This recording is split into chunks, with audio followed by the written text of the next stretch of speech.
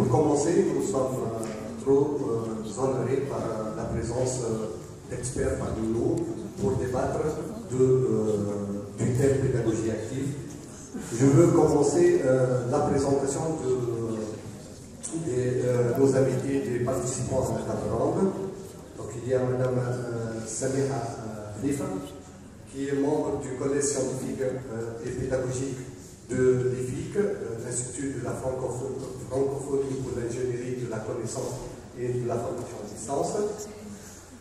Il y a aussi parmi nous Mme Yamina Meflouti, qui est maître de conférence à Subcom. Mme Souhaila Ali, qui est responsable du CNF, qui est le campus numérique francophone à l'AEF. Monsieur Mounir Grami, qui est ingénieur expert en e-learning au CNAFIF, qui est le Centre national de formation de formateurs et de l'ingénierie de la formation, et Mme Sophia Dejbara, qui est professeure à Subcom. Donc, juste avant de donner la parole à nos chers invités, j'ai une petite, en fait, je ne suis pas spécialiste en la matière, dans la pédagogie active, mais j'ai préparé en fait une petite définition de la pédagogie active, et par la suite je veux donner la parole à nos invités pour débattre de ce point. Donc en fait la pédagogie active elle fait partie des méthodes en fait, d'enseignement qui relèvent de ce qu'on nomme l'apprentissage expérientiel, qui est basé sur le principe apprendre en faisant. Donc nous allons débattre tout au long de cette table ronde sur les caractéristiques générales de la pédagogie active ainsi que les avantages de la pédagogie active. Donc sans tarder, je vais donner la parole en premier lieu à Mme Samiha Khalifa pour nous donner quelques définitions ou bien quelques avantages de la pédagogie active. Merci. Alors, moi je saisis cette occasion pour parler de deux choses très importantes quand on met en place un dispositif ou un curriculum de formation assisté par les TIC. D'abord, les niveaux d'intégration des TIC dans un dispositif de formation peuvent être différents. On peut passer du présentiel enrichi, c'est-à-dire mettre à disposition des étudiants, moyennant des activités, des contenus numérisés, on leur demandait de continuer à échanger en dehors des séances programmées du cours, jusqu'à la formation totalement à distance. Donc on passe par le présentiel enrichi, les classes inversées qui ont une forme enrichi, d'intégration, l'hybride avec l'hybridation présentielle, distancielle au sein d'un module, après l'hybridation au sein d'un cursus de formation avec des séquences distancielles et des séquences présentielles. Donc il y a tout le champ et toute une diversité très très large d'intégration des TIC. Deuxième point sur lequel je voudrais attirer l'attention, l'enseignement à distance n'est pas la simple numérisation des cours. Ça n'est pas uniquement la numérisation des cours, ça n'est pas uniquement les outils. Donc les outils, ils doivent obligatoirement venir contribuer ou répondre à un objectif pédagogique. Je m'explique, je donne un exemple. Souvent, je suis mandatée souvent par l'AEF pour expertiser ou accompagner des formations à distance ou auditer des dispositifs de LDE. Et un exemple récurrent, en Tunisie et à l'étranger, on me dit, mais les étudiants ne vont pas sur le forum. Il n'y a pas d'échange sur le forum. Oui, mais s'il n'y a pas de consigne, s'il n'y a pas d'utilité, s'il n'y a pas de suivi, s'il n'y a pas l'objectif pédagogique, il n'y a pas besoin de mettre un forum. Donc, pour vous dire que l'activité pédagogique dans ce cas précis, c'est le débat, c'est l'échange d'avis, l'échange de points de vue, peut-être éventuellement développer les capacités à synthétiser auprès d'un étudiant. Donc le forum, c'est l'outil, technologie, il ne peut pas contribuer à lui seul, en l'intégrant simplement au développement ou à l'atteinte de l'objectif pédagogique. Donc, dans l'enseignement à distance, au même titre que dans l'enseignement présentiel aussi, les modèles pédagogiques, la pédagogie, elle est la même, entre le transmissif, le constructiviste, le socio-constructiviste, le cognitiviste. La pédagogie, les courants pédagogiques, les modes pédagogiques sont là. Il n'y a aucun mal à combiner des phases ou des séquences dans une formation à distance ou dans un cours, tantôt transmissif, tantôt constructiviste, tantôt socio-constructiviste. Donc dans le constructivisme, c'est l'autonomie de l'apprenant, donc il fait son travail tout seul. Le socio-constructiviste, c'est que l'étudiant construit la connaissance ou la développe la compétence en utilisant les pairs et l'environnement. Donc ce qui est mis à disposition par le groupe social ou par la société qui l'entoure. Donc ce sont deux points sur lesquels j'aimerais bien attirer l'attention. Les TIC, c'est un outil pour moi de qualité de l'enseignement en Tunisie, d'économie sur les efforts individuels. On ne travaille pas moins, rassurez-vous, on travaille beaucoup plus. Par contre, on perd moins d'efforts et on gagne dans la visibilité et dans la capitalisation. Quand je travaille sur mes cours, quand j'ai les commentaires des étudiants, quand je réajuste, c'est beaucoup plus efficace pour faire avancer et la discipline, et le diplôme, et la carrière de l'enseignant. Une question, dans l'apprentissage, dans la pédagogie active, on parle de la pédagogie par l'erreur. Donc ça, c'est une méthode qui est utilisée même dans les principes. Il y a des plateformes utilisées de e-learning où on trouve, par exemple, il y a des plateformes, par exemple la plateforme du Cisco, et on trouve ce qu'on appelle les aspects de troubleshooting. En fait, c'est au niveau du troubleshooting, on cherche à causer des erreurs, voilà, en fait, faire surtout dans les configurations, dans les plateformes, dans la configuration de plateformes à base d'équipement réseau, routeur ou autre, on provoque des pannes, ou bien on provoque des erreurs, et on donne la possibilité aux étudiants, ou bien à l'ingénieur, ou bien à l'apprenant, de corriger tout seul l'erreur. Et ça permet essentiellement de comprendre mieux les concepts, des concepts, si je prends le cas de la plateforme Cisco, des concepts, des équipements réseau. Et ça, ce qu'on appelle la pédagogie ou l'apprentissage par le troubleshooting ou bien par l'erreur. Est-ce que vous pouvez nous donner plus de détails sur cet aspect d'apprentissage? Alors, justement, l'apprentissage par l'erreur, c'est une tendance, c'est un courant, c'est un modèle pédagogique dans le présentiel aussi. J'accompagne actuellement le développement d'un nombre de formations à distance avec l'ICI, l'Institut supérieur des systèmes informatisés de Gabès, de l'Université de Gabès. Et on a développé des activités d'apprentissage qui sont dans un ILAB aussi, dans le cadre d'un projet campus. Et dans les consignes de l'activité d'apprentissage à distance pour le ILAB, il provoque justement une erreur quelque part, et sans le mentionner à l'étudiant, et attend que l'étudiant identifie ou repère l'erreur et la résout.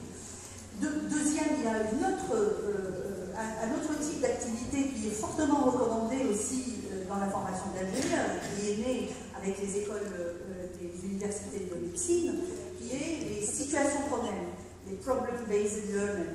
Donc, votre ingénieur, une fois diplômé, il se trouvera dans une situation problématique, complexe. Et donc, on essaye de simuler à partir de cas réels de la vie de l'entreprise, et ça, c'est un des apports des TIC, c'est qu'on peut filmer un entrepreneur ou le faire intervenir à distance, notamment par un gars, pour exposer justement une situation problématique chez l'entreprise et faire travailler les étudiants sur ce la pédagogie active, c'est toujours par rapport au niveau d'action, d'activité de l'apprenant. Active, c'est que l'étudiant n'est plus passif à assimiler un contenu ou une connaissance qui lui est demandé de restituer dans l'évaluation.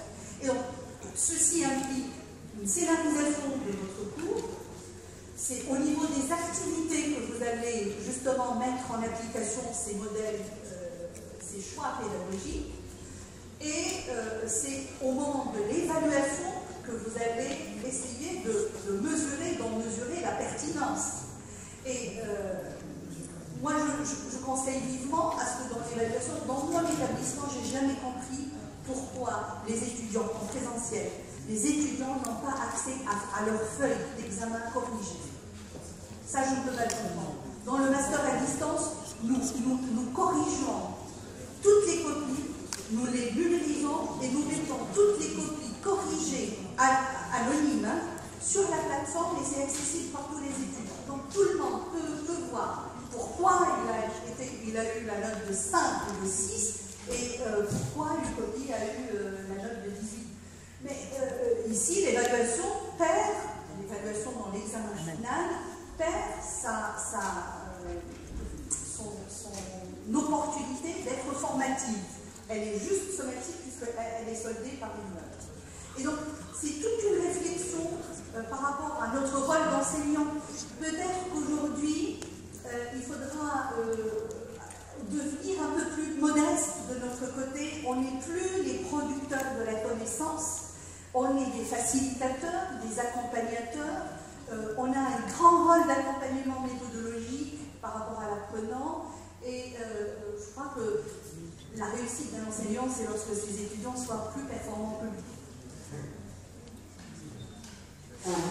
Donc, je vais passer maintenant la parole à Sohail, en fait, pour nous parler un petit peu sur les expériences de l'AEF en termes de pédagogie active. On sait très bien que au niveau de l'AEF, il y a toujours des appels à proposition et parmi les activités, si j'ose dire, qui sont financées par l'AEF, ce sont des activités qui sont liées à la pédagogie, de façon générale, à la pédagogie active de façon particulière. Donc je vais vous donner la parole pour nous éclaircir un petit peu sur ce point-là, puis sur la part de l'AEF dans ce sens.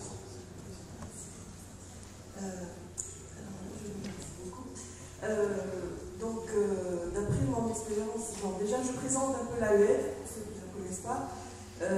Moi je suis responsable du campus numérique francophone qui est une implantation de l'AEF, c'est-à-dire une représentation de l'agence universitaire de la francophonie, qui est un opérateur de la francophonie, un opérateur universitaire. Je suis contente parce que je vois que finalement les choses commencent à se concrétiser au niveau du développement des nouvelles technologies et comment les introduire dans cette pédagogie, comme on dit, pédagogie active de nos jours. Parce que l'AEF a déjà mis un dispositif depuis le début des années 2000 à travers différents pays francophones, entre autres la Tunisie, et on a compris les enjeux un petit peu de l'évolution du numérique, et pour cela on a essayé de compléter la formation des enseignants universitaires par des formations, ce qu'on appelle les formations de formateurs au niveau des nouvelles technologies. Mais malheureusement, c'est vrai qu'on a beaucoup, ça a eu un impact quand même important, mais pas aussi important qu'on le souhaitait. C'est-à-dire, il y a eu au début une certaine réticence. Samia est bien placée parce qu'elle collabore avec nous depuis des années déjà, et elle est en plein dedans, donc en plus elle est enseignante. Et moi, je me rappelle de mon expérience personnelle. Déjà, en 2007, j'étais formatrice avec l'AEF pour tout ce qui est, quand j'ai vu au niveau de la documentation, hein, déjà au niveau de la documentation, je jetais déjà les couleurs, je leur disais qu'il faut évoluer, qu'il faut passer au numérique, que la pédagogie classique n'est plus suffisante. Mais je remarquais parfois, à certains moments, que c'était un petit peu de la fiction pour certaines personnes. Et il y avait, et un petit peu l'AEF était un peu visionnaire dans ce sens-là, et ce qui échappait à nos universités. C'est-à-dire, cette approche visionnaire, un petit peu, elle nous manquait, et je pense que c'était dû à l'état d'esprit établi par la formation classique. Bon, c'est vrai qu'avec les jeunes, actuellement, les choses ont évolué, ont changé, et le fait est là, c'est que les jeunes sont plus portés sur le numérique, donc ils se délaissent un petit peu de la formation classique. Donc là, on a compris qu'il faut apporter un plus, il faut innover. On est dans une mondialisation où l'innovation est prioritaire et elle prime, donc on est obligé de suivre le mouvement. Et là, je pense que pour le futur, on va encore faire plus avec l'AEF, parce que déjà, je vois qu'on est plus sollicité ces derniers temps, il y a une prise de conscience, et j'en suis contente, et je pense que les choses vont s'accélérer, surtout que maintenant, il y a de jeunes équipes et qui sont très dynamiques là-dessus. Voilà. Je vous remercie. Merci, Alfred. En fait, nous, à SUPCOM, on veut bien collaborer avec l'AEF à travers les appels à proposition, ou bien à travers les projets, essentiellement dans la partie TIC ou la pédagogie.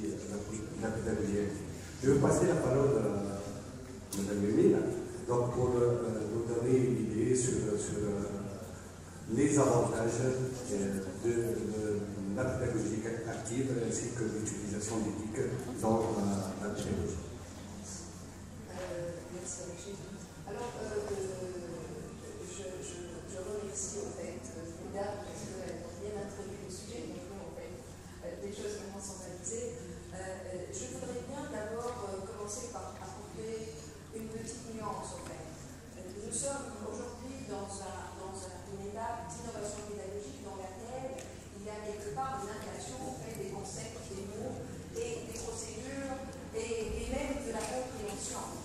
Sachant que, c'est vrai que l'innovation, c'est à entendre des idées, mais il faut qu'elle ressorte vraiment des idées, il ne faut pas qu'elle passe entre les lignes.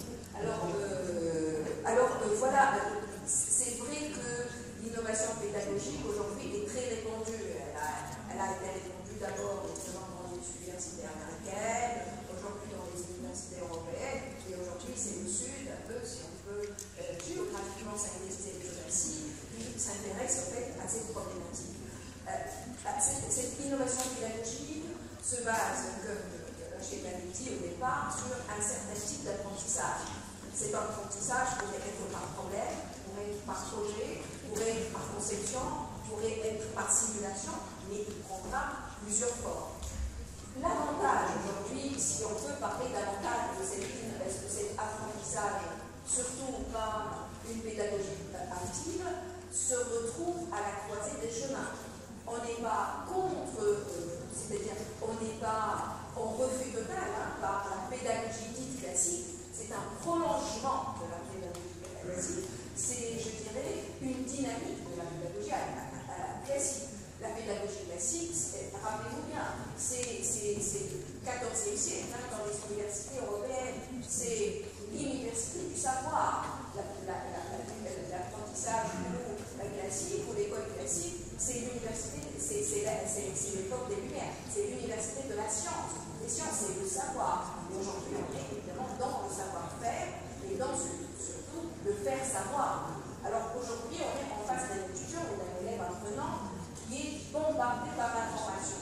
Comme il est bombardé par l'information, est-ce que nous, pédagogues, enseignants, est-ce qu'on va être toujours dans une position unilatérale de production de l'information et du savoir, ou est-ce qu'on va interagir? Et c'est là toute la question que vous avez parlé tout à l'heure, de ce qu'on appelle la posture de l'enseignant. Comment l'enseignant aujourd'hui va se positionner devant un étudiant, devant un élève enseignant qui connaît plus que lui finalement, en termes, en fait, je dirais, base de données et de flux de données. Il connaît plus. Alors, évidemment, on peut mettre de temps en temps de points d'interrogation sur le connaître plus, hein, mais il connaît plus. Moi, je parle de l'hypothèse qui est besoin d'une base de données très complexe, riche. Et alors, nous, on est, après, si on regarde le tableau ici, on est démunis devant cette étude. On dira, c'est une éponge, qu'est-ce qu'on a à faire ici? Et bon, ça met en question notre statut, selon que notre statut est déjà en question. Bon, je ferme cette parenthèse, donc c'est la posture de l'enseignant qui est aujourd'hui à étudier. En face de cette posture de l'enseignant, il va innover sa pédagogie, qui est appelée à être formée, qui est appelée à être mis à niveau, on va dire, et qui est appelée à questionner sa façon d'enseigner. Il y a aussi en face, et c'est peut-être un malheur, moi, que je n'entends pas beaucoup en Tunisie, c'est la posture de l'élève aussi. Quand on a expérimenté auprès de cette pédagogie active, surtout dans l'université canadienne, et particulièrement à la faculté de médecine, on s'est intéressé aussi à un panel d'étudiants, d'étudiants en médecine, et on a vu quelle était leur posture par rapport à cette pédagogie. Et c'est là où je pense que c'est intéressant au fait de regarder ces études-là, parce que l'étudiant est aussi devient dans une position dynamique d'apprentissage, de correction de l'erreur, et aussi un apprentissage par le stress. Si dans l'enseignement classique, vous êtes en face de l'enseignant et vous êtes un peu à l'aise par rapport à votre posture, l'apprentissage par problème et par conception met l'élève au centre de la problématique. Il le met aussi dans une situation de stress jusqu'à la résolution du problème. Et donc, l'institution doit être en mesure d'accompagner les élèves en situation de stress, ce qui mène aussi à un troisième acteur important dans la pédagogie active, c'est le rôle de l'institution pour porter ses projets, pour accompagner l'enseignant et l'apprenant, l'élève et l'enseignant, et pour aussi donner des moyens afin que cette expérience se réussisse. Voilà ce que je peux dire, bien sûr, j'espère avoir rappelé le rapport. Une question, en fait, j'ai abordé la relation en fait, formateur-apprenant. Ça, c'est un point très important au niveau de la pédagogie active. Donc, réellement, comment cette pédagogie active, eh bien, ces nouvelles techniques d'information et de communication permettent d'améliorer en fait, cette relation entre formateur et apprenant. Moi, je vais raconter une histoire à une part la mienne, elle est celle de Denis Bédard, qui est un des spécialistes de la pédagogie active canadienne, professeur canadien. Et il parle effectivement de cette relation. On a une posture, l'enseignant va avoir une posture bien particulière. Pour comprendre qu'est-ce que c'est qu'une posture de l'enseignant. La partie enseignant. Voilà. Alors, on a dit, voilà, on va faire un test de l'enseignant. On a mis une formation de ce qu'on appelle les notaires. Donc, il n'y a pas plus pratique que la formation de notaire. Il y en a ramené un maître notaire pour enseigner dans un amphi. Ce notaire-là, il a commencé à, on va dire, réciter une leçon théorique, chapitre 1, chapitre 2, chapitre 3, qui n'a rien de pratique. Et on lui a dit, c'est pas possible. Si on ramène des professionnels dans un amphi, c'est pour enseigner de manière active, de manière problématisée. Qu'est-ce qui s'est passé? Pour résumer, qu'est-ce qui s'est passé? Il s'est passé que l'enseignant, quand il se trouve en face dans cette situation d'envie, il a des réflexes tels qu'il commence en fait, à débiter sa leçon naturellement. Donc il commence à faire sa leçon comme il l'avait apprise. Par contre, lorsqu'on met un enseignant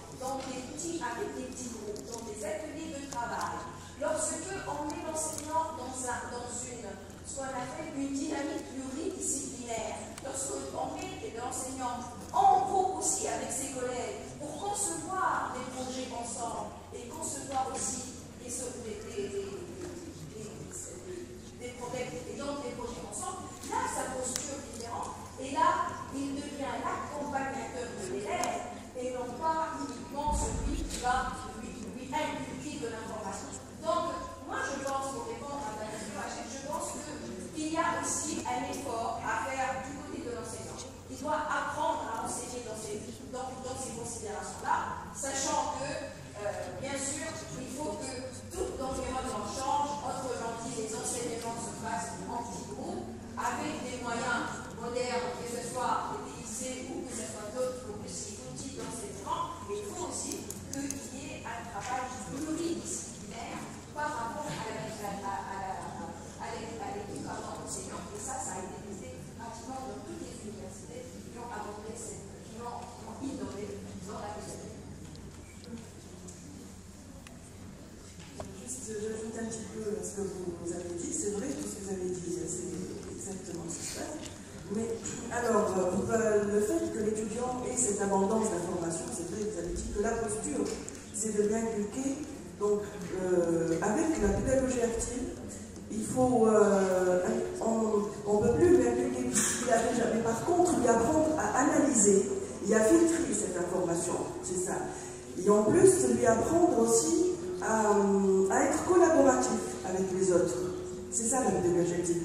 Parce que finalement, la pédagogie en elle-même, la pédagogie classique, on ne peut pas lui échapper. Hein. C'est comme un produit de fond, c'est-à-dire qu'il est toujours là, mais on doit l'améliorer, on doit lui ajouter. Voilà. La pédagogie active est complémentaire à la pédagogie classique.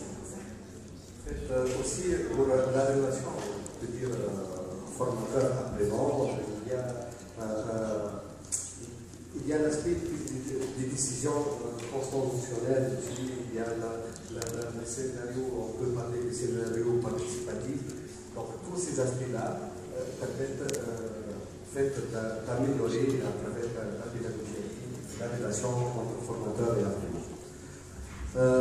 Maintenant, je vais donner la parole à Simonière Tekerami pour nous parler de l'expérience du CNAFIF e-learning et peut-être en fait si au niveau du CNAFIF, du centre CNAFIF, comment vous avez développé des aspects pédagogie active à travers le e-learning. Merci. D'abord, je vais parler du cœur du sujet. On appelle la pédagogie active. Je préfère employer le terme en anglais qui est active learning. Pourquoi? Parce qu'on emploie la pédagogie, la star devient l'enseignant, implicitement. Mais quand on parle de learning, c'est plutôt le learning, l'apprenant. Et active, ça renvoie au sujet principal qui est l'apprenant. Donc je vais vraiment préciser ceci. Il est vrai que active, ça veut dire qu'on passe à l'action. C'est des dimensions, l'expérience en est une dimension, mais il y a deux autres aspects qui caractérisent l'apprentissage actif, qui n'ont pas été mentionnés, et qui sont l'engagement et l'implication de l'apprenant. C'est très important, parce que quand nous parlons d'expérience, d'activité expérientielle, il y a toujours une partie du schéma d'apprentissage qui est ce qu'on appelle le montage, donc la transmission de connaissances sous sa forme déclarative ou procédurale, mais qui n'est qu'une composante minime, parce qu'il y a avant un grand espace de motivation à préparer et que généralement nous ignorons ceci ou nous le négligeons. L'avantage de la pédagogie, entre guillemets, et je préfère toujours employer le terme apprentissage actif, c'est qu'elle ramène l'opération d'apprentissage, de transmission d'une façon générale, à son schéma naturel, qui est une motivation, une préparation à l'implication, la responsabilisation et surtout l'engagement de l'apprenant dans ses apprentissages à travers quelques techniques. D'accord. Les techniques les plus connues sont la classe inversée. Pourquoi est-ce qu'elle est importante? Parce que généralement, une classe normale, nous donnons le cours en classe et on donne des homeworks à la maison. La classe inversée, à l'inverse. Il commence d'abord par travailler, donc il s'engage, il s'implique, et on vient expliquer, échanger, etc. etc. Il y a le coopératif, il y a le collaboratif, avec une différence où le coopératif est un travail de groupe, mais l'évaluation se fait pour tout le groupe. Le collaboratif, c'est un travail de groupe, mais l'évaluation se fait individuellement. Vous avez parlé du problème based aussi. Dans tout ceci, il y a quelque chose qui inverse, parce que tout est dit, donc, cette architecture relationnelle, enseignant, formateur, au fait, elle reflète une nécessité d'un changement de paradigme sur la relation de pouvoir qui est actuelle entre l'enseignant et l'élève. Qu'on ne le veuille pas, c'est une relation de pouvoir qu'il va falloir briser, parce que sinon on ne peut pas passer. À travers quoi? À travers l'évaluation du self-assessment et du peer assessment, l'auto-évaluation et l'évaluation par les pairs. C'est très important. Ceci va induire tout un changement de la philosophie et de l'organisation du schéma à l'intérieur, même de l'environnement et de la dimension design qui devient très importante au niveau des institutions de formation. Ce n'est plus une opération où je ferme la classe et je peux prétendre passer à la pédagogie active. Ça sera juste une simulation, une pièce de théâtre à l'intérieur de la classe. S'il n'y a pas tout un environnement, une relation complètement différente, où on va briser cette relation de pouvoir, ça devient une relation d'accompagnement, de coaching, de facilitation, etc. Pour finir, juste, on peut parler des scénarios, originalité des scénarios, on peut parler des supports d'animation.